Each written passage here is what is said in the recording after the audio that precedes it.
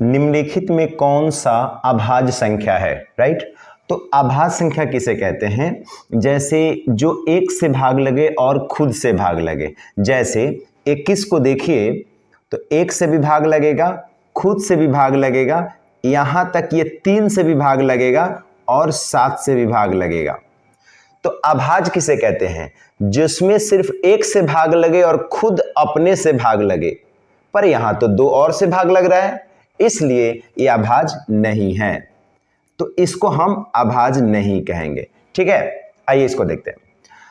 एक से भाग लगे और खुद से भाग लगे, पर इसके अलावा इसमें 5 से भी लग रहा है और 7 से भी लग रहा है, तो ये भी अभाज्य नहीं है। अभाज्य का परिभाषा होता है जो एक से भाग लगे और खुद अपने आप से भाग लगे, इसके बीच में किसी से नहीं लगे, तो ये भी अभाज्य नहीं है,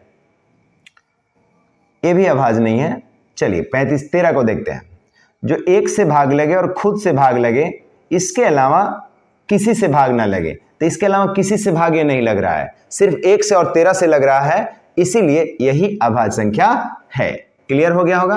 तो अभाज्य संख्या इसमें कौन है? 13 है, ठीक है। चलिए अगला क्वेश्चन देखते हैं। यदि a और b अभाज्य संख्या है, a और b अभाज्य संख्या है, तो लसा क्या होगा? तो दो अभाज्य संख्या का लसा सीधा उसमें मल्टीप्लाई हो जाता है। जैसे दो अभाज्य संख्या कौन? जैसे मान लीजिए कि 13 मैंने उठा लिया एक अभाज्य संख्या, ये 13 अभाज्य संख्या है, और एक 7 अभाज्य संख्या है, तो इन दोनों का जो लसा होगा सीधा मल्टीप्लाई होगा, है ना। 13 7 91, यानी क्या करेंगे? सीधा गुना करेंगे, 13 गुना 17, ठीक है, तो गुना हो जाता है। तो वही कह रहा है कि यदि a और b अभाज्य संख्या है तो लसा क्या होगा? तो सीधा a और b में गुना मार दीजिए, तो ab, तो इसका आंसर होगा ab, ठीक है। चलिए अगला क्वेश्चन है।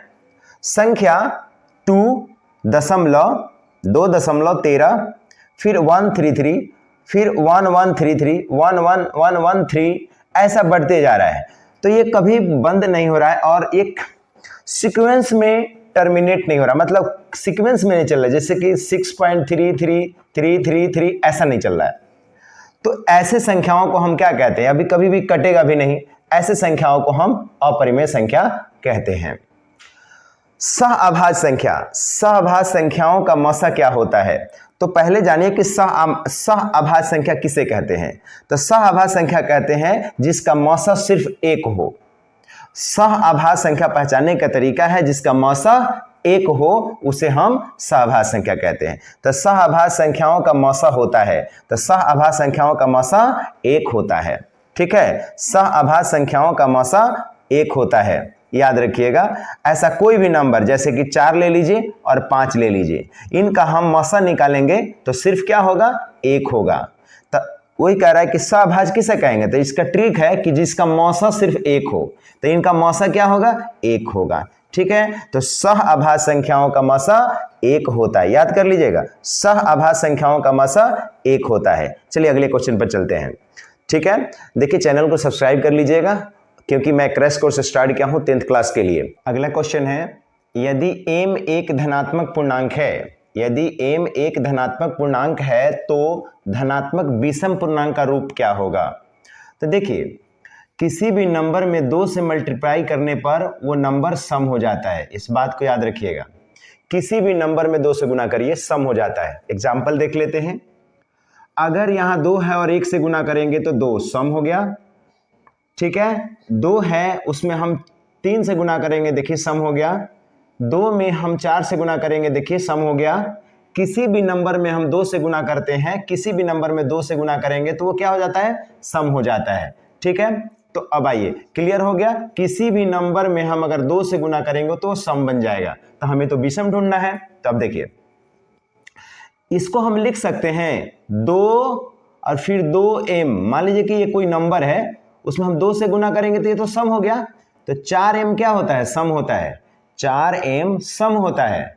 अब उसमें हम 4 जोड़ रहे हैं, तो सम में हम 4 जोड़ेंगे तो सम ही तो प्राप्त होगा, तो ये सम है, इसलिए विषम नहीं है। हमें विषम ढूंढना है, हमें विषम पूर्णांक ढूंढना है, तो इसलिए विषम नहीं है, ठीक है। आगे चलते हैं। इसको देखिए आप लिख सकते हैं 4m को 4m+2 को लिख सकते हैं 2 2m और +2, तो देखिए 2 से कोई चीज में गुना करेंगे तो सम हो जाता है, तो सम, और इसमें फिर 2 जोड़ेंगे तो सम, तो सम में सम जोड़ेंगे सम, इसलिए ये भी सम ही है। तो हमें तो विषम ढूंढना है, तो ये भी नहीं है, तो ये भी आंसर नहीं है, ये भी आंसर नहीं, तो सम कौन है? तो अब देखिए इसको लिख सकते हैं 4m + 1 को लिख सकते हैं 2 और 2m, ठीक है, तो 2 दूना 4m हो गया और +1, तो 2 में किसी से गुना करेंगे तो सम हो जाता है, तो ये सम, लेकिन 1 जोड़ेंगे तो विषम, सम में 1 जोड़िए विषम हो जाएगा, जैसे सम इसमें 1 जोड़िए देखिए विषम, ये सम इसमें 1 जोड़िए देखिए विषम, तो यही है आपका विषम पूर्णांक, तो इसमें ये मार्क आएंगे विषम पूर्णांक, विषम पूर्णांक का फॉर्म यही है, ठीक है। चलिए अगला क्वेश्चन को देखते हैं, ठीक है, आगे वाला क्वेश्चन को हम लोग हल करते हैं। इसके बाद है यदि px बराबर qx गुना gx और px का घात 6 है, माने ऐसा है जिसमें px का घात 6 है और gx का घात 2 है, px का घात 6 है, gx का घात 2 है, तो px बटा gx का घात क्या होगा?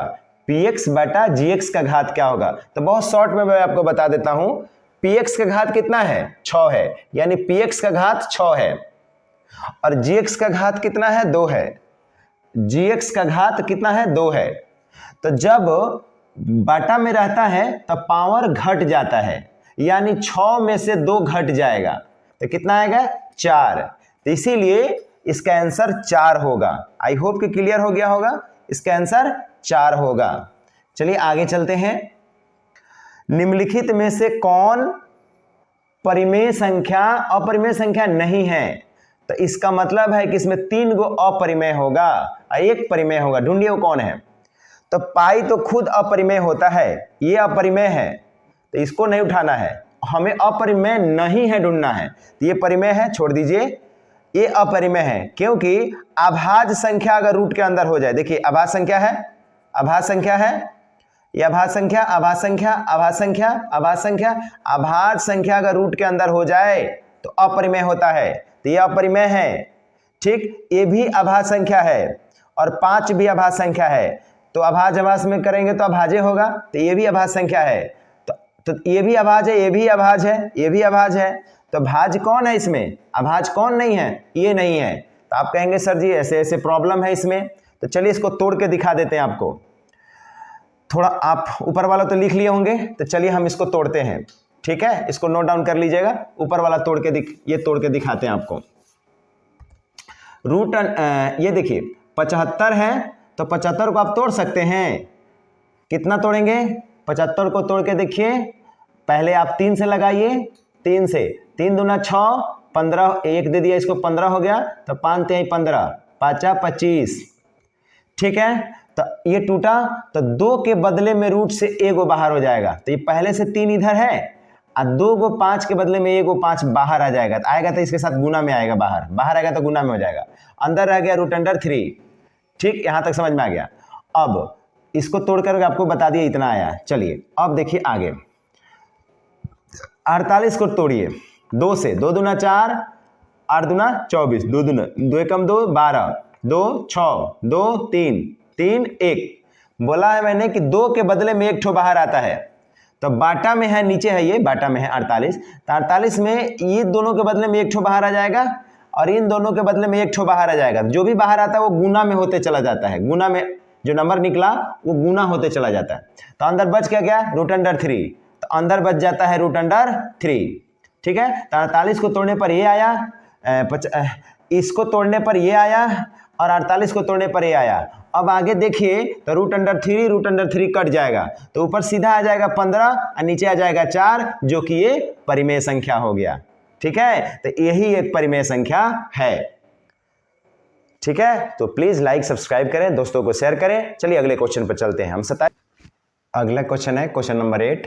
यदि 2 संख्याओं का गुणनफल इतना एवं उनका मस इतना, तो उसका लस क्या होगा? देखिए 2 संख्याओं का गुणनफल दिया हुआ इतना, 2 संख्याओं का गुणनफल दिया हुआ है और उसका मसा और उसका लसा निकालना है। मसा दिया है, लसा निकालना है, ठीक है। तो एक सूत्र होता है, मैं आपको लिख देता हूं सूत्र। देखिए लसा बराबर सूत्र होता है, याद रखिएगा, लसा बराबर होता है दोनों संख्याओं का गुणनफल, दोनों संख्याओं का गुणनफल, दोनों संख्याओं का गुणनफल बटा मसा। तो दोनों संख्याओं का गुणनफल कितना दिया हुआ है? 216। देखिए लिखा हुआ है कि दोनों संख्याओं का गुणनफल, तो इसके जगह पे आपको रख देना है कितना? 2166। तो आप यहां पर रख दीजिएगा 2166, ठीक है। दोनों संख्याओं का गुणनफल हो गया बटा मसा। तो मसा क्या दिया है इसका? मसा दिया 19, तो यहाँ 19 रख दीजिएगा और भाग दे दीजिएगा, जो आंसर आएगा वही आंसर होगा। फिर से समझ लीजिए, दो संख्याओं का गुणनफल ऊपर रखना है, बटा मसा से भाग दे देना, तो लसा निकल जाता है, ठीक है। तो भाग दीजिएगा, तो देखिए कितना आ रहा है इसमें, भाग देकर देख लीजिए। तो सबसे पहले हम भाग लेंगे, तो इसमें देख लेते हैं, ठीक है। तो 19 एकम 19, एक दे दिया इसको, सॉरी 2 दे दिया इसको, तो 26 हो गया। फिर 19 एकम 19, तो 26 में से 7 76 हो गया, 76 हो गया। तो इसमें ए आंसर आ रहा है, 4 मरतबे जाएगा, ये सी नंबर इसका सही आएगा, ठीक है। चलिए समझ में आ गया होगा, उम्मीद करता हूं। आगे क्वेश्चन बढ़ता हूं, ठीक है।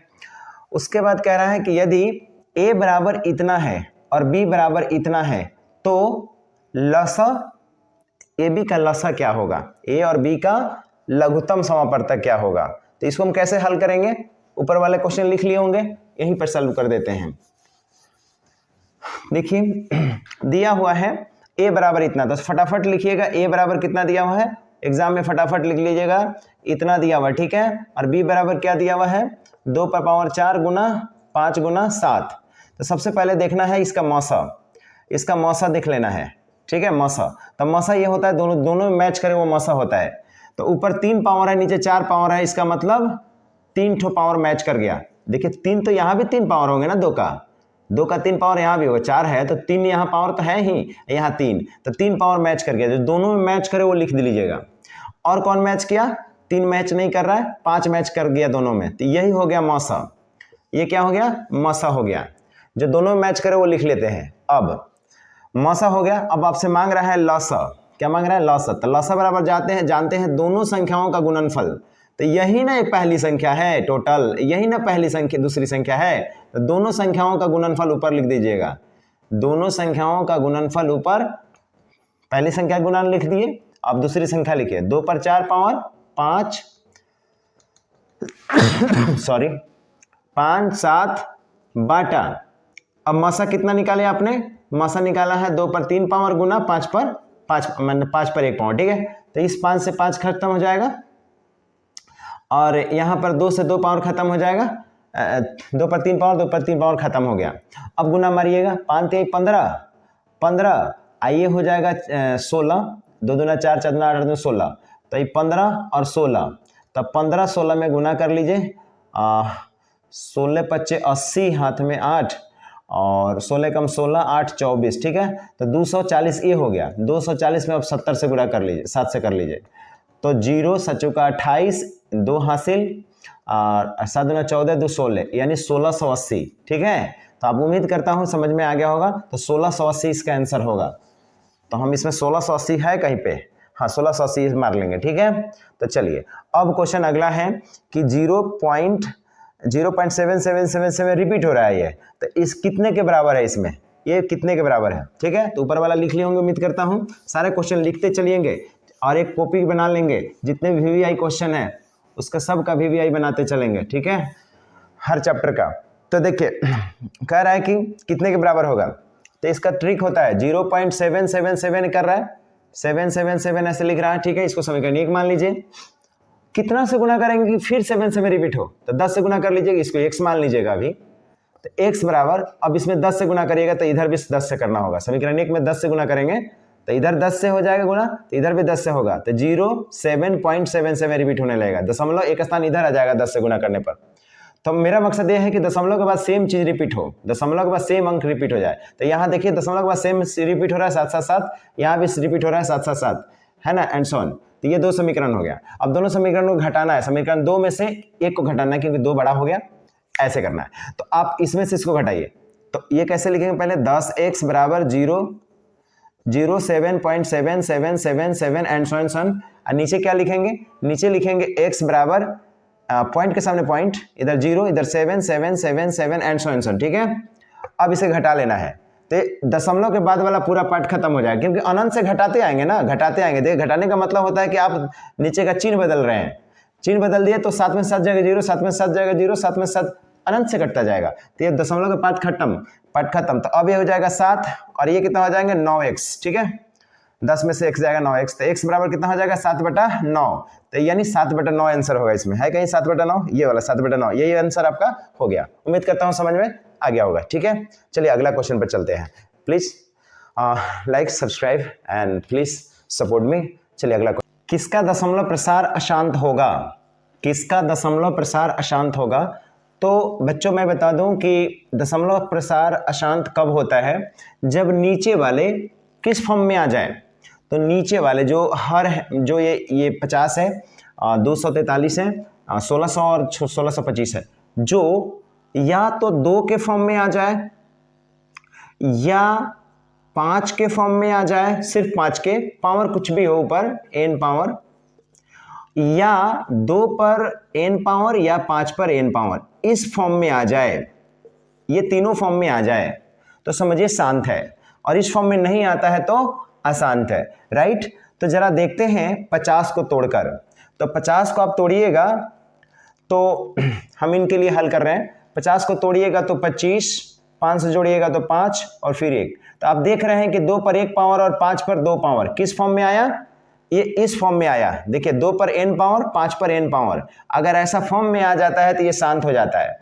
इसका मतलब ये शांत है। जब भाग देंगे तो ये कहीं ना कहीं कट जाएगा, ये शांत है। इसको छोड़ दीजिए क्योंकि आसान ढूंढना है मुझे। चलिए इसको देखते हैं, इसको देखते हैं। तो इस चीज को हम तोड़ते हैं, ठीक है। उससे पहले आपको मैं ये बता देता हूं कि, चलिए इसी को तोड़ के देता हूं, 243, ठीक है। अब आप इसको तोड़ के देखिए, तोड़ते हैं, तोड़ेंगे कि इस फॉर्म में आता है या नहीं। 2 से तोड़िए, 2 से तो लगेंगे नहीं, 3 से चेक करना होगा आपको। 3 8 3 का 24, 1, ठीक है।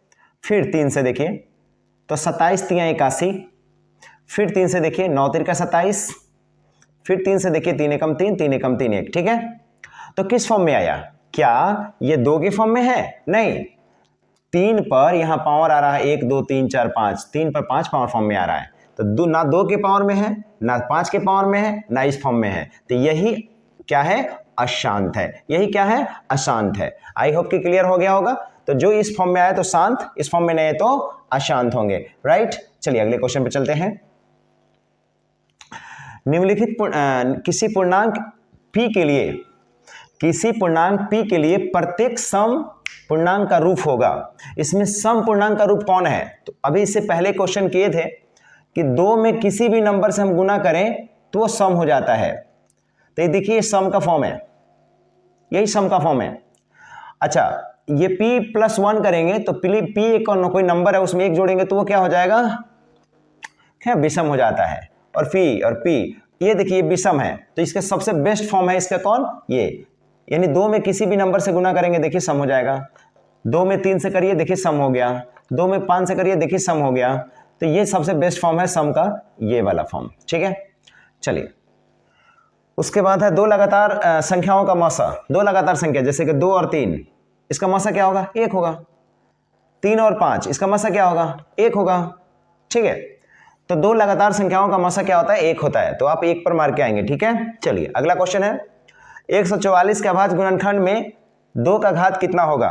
ऊपर वाला मिटा देता हूं, आप इसे लिख लेंगे पहले, ठीक है। चलिए इसको मिटाता हूं, नोट डाउन जरूर करते रहेंगे, ठीक है। क्या क्वेश्चन कहा इसने कि 144 के अभाज्य गुणनखंड में 2 का घात निकालना है। तो 144 के गुणनखंड निकालेंगे, माने अभाज्य गुणनखंड निकालेंगे तो 2 से कटेगा 7, 2 से 7 दूना 14, ठीक है। तो 2 से कटेंगे, फिर से 3 दूना 6, 1 दे दिया इसको, 12 6 दूना 12, फिर 2 से देखेंगे तो 18 दूना 36, फिर दे देंगे 9, फिर आपका 3 से चेक करेंगे ठीक है, 3 से चेक करेंगे 3 और फिर 3 से चेक 1 करेंगे, ठीक है। तो इसका अभाज्य गुणनखंड निकल गया, 2 पर कितना पावर आ गया, 2 पर 4 पावर आया और 3 पर कितना पावर आया, 2 आया। तो ये क्या पूछा कि 144 के अभाज्य गुणनखंड में 2 का घात कितना है, तो 2 का घात कितना आया, 4 आया, ये 4 पावर 4 आया, देख रहे हैं 4। तो इसका आंसर कौन होगा, 4। तो कितने क्वेश्चन आपको दिए, मैंने 14 क्वेश्चन दिए, right. That is a very important question, 14 important question है जो 2025 के इसी 14 में से कोई भी पहला चैप्टर से क्वेश्चन रहेंगे, इसी 14 में से कोई ना कोई रहेगा। इसके अलावा एक भी अगर रहेगा तो आप मेरे से पूछ लीजिएगा, दावा के साथ मैं कहता हूं कि इसी 14 में से क्वेश्चन रहेंगे। आप इसे नोट डाउन कर लेंगे, बार बार प्रैक्टिस कर लेंगे और प्लीज लाइक एंड सपोर्ट करिए। फिर अगला एक्सरसाइज हम चलेंगे कल मैथ का, ठीक है। तो मैथ पढ़ाऊंगा, साइंस पढ़ाऊंगा और इंग्लिश पढ़ाऊंगा। Please support me and please like and subscribe my channel. Thank you for watching.